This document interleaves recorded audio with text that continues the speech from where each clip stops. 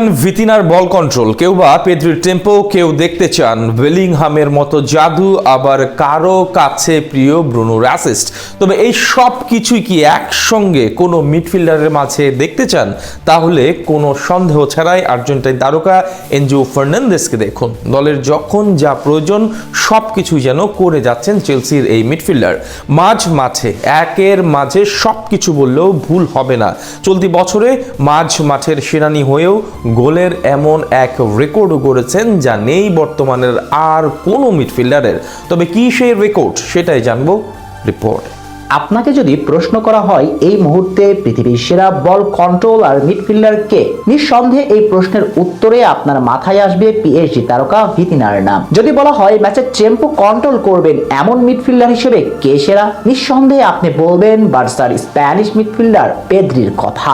এবার যদি বলা হয় সবচেয়ে ভালো অ্যাসিস্ট করেন এমন মিডফিল্ডার কে, তাহলে আপনার মাথায় ঘুরবে ম্যানচেস্টার ইউনাইটেড ক্যাপ্টেন ব্রুনো ফার্নান্দেজের কথাই। আবার মিডফিল্ডার হয়েও গোল করতে পারেন এমন প্রশ্ন করলে আপনি টানবেন রিয়াল মাদ্রিদ এবং ইংলিশ তারকা জুড বেলিংহামকে। কিন্তু এই সব কিছু কি আপনি একসঙ্গে দেখতে চান? যে একই ধারে বল কন্ট্রোল, ম্যাচের টেম্পো কন্ট্রোল, অ্যাসিস্ট, আবার দলের অত্যন্ত প্রয়োজনীয় মুহূর্তে গোল করে আসবেন এমন মিডফিল্ডার কি আপনার দলে দরকার?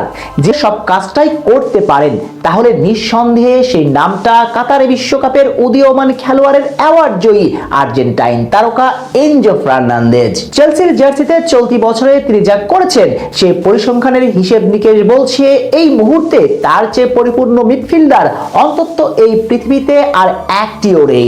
দলের যখন যেভাবে দরকার সেভাবেই নিজেকে ঢেলে দিচ্ছেন এনজো। কখনো নাম্বার 6, কখনো নাম্বার 8। কোল পালমারের অনুপস্থিতিতে এনজো মারেস্কার নাম্বার 10ও হচ্ছেন।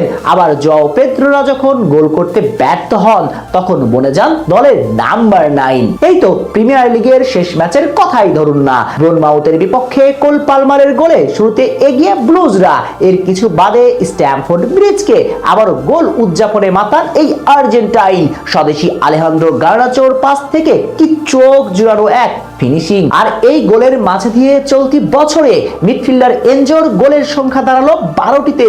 তার সঙ্গে পা থেকে এসেছে 10টি অ্যাসিস্ট। অর্থাৎ সব মিলিয়ে 2025 সালে আর্জেন্টাইন মিডফিল্ডার 22টি গোলের সঙ্গে সরাসরি জড়িত, যা কিনা চলতি বছরে সকল মিডফিল্ডারদের মাঝে সর্বোচ্চ।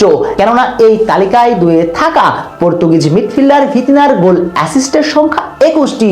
অর্থাৎ 2025 সালের সেরা মিডফিল্ডার হিসেবে স্বীকৃতি পাবেন এনজো ফার্নান্দেজ। আর এই পারফর্ম নিয়ে আগামী বিশ্বকাপের শুরুটা করলে আর্জেন্টিনার জন্য আসছে আরো একটা নবান্ন।